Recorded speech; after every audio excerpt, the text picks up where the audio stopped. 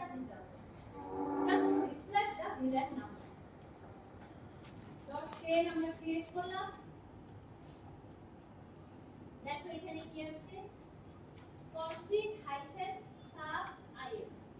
এতদিন পর্যন্ত আমরা কখনো সাব কথাটা দেখিনি আমরা দেখেছি config hyphen if ইন্টারফেস মোডটা আমরা দেখেছি আজকে আমরা প্রথম দেখতেছি ডট 10 এটাকে বলা হচ্ছে সাব ইন্টারফেস ঠিক আছে যে মেথডটা ফলো করে আমরা এই সাব ইন্টারফেস ক্রিয়েট করলাম সেটা আমাদেরকে মেনশন করে দিতে হবে encapsulation.1q 10 encapsulation.1q প্রোটোকলের আন্ডারে যে ভিলেন নাম্বারটা ইউজ করছি সেটা আমাদেরকে এখানে অ্যাসাইন করে দিতে হবে দেন হচ্ছে অ্যাজ ইউজুয়াল আইপি অ্যাড্রেসটা আমরা বসাবো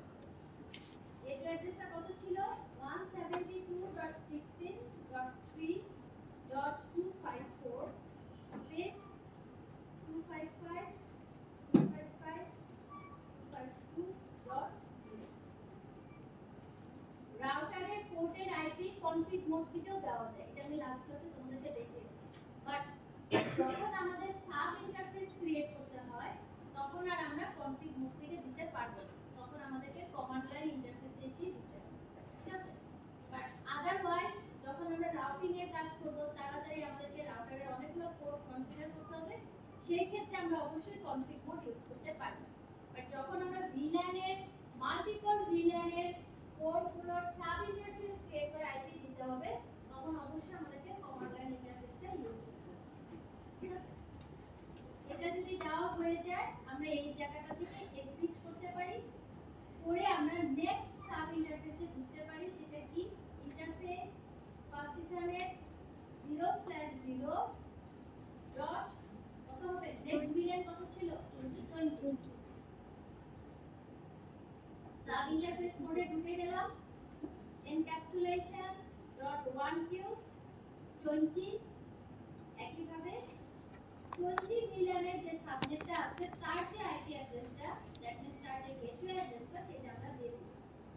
172.16.5.254 স্পেস 255.254.0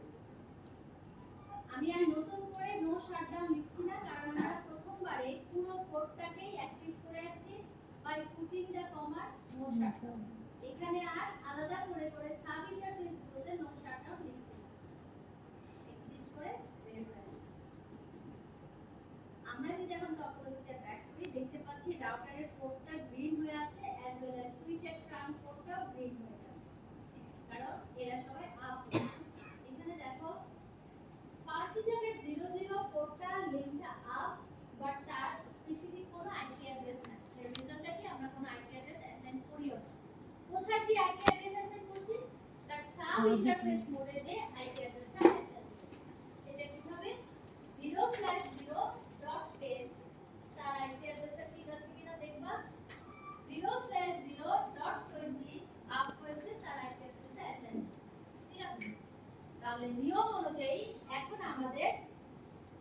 এক সাবনেট থেকে আরেক সাবনেটে প্যাকেট ট্রান্সমিট হওয়ার কথা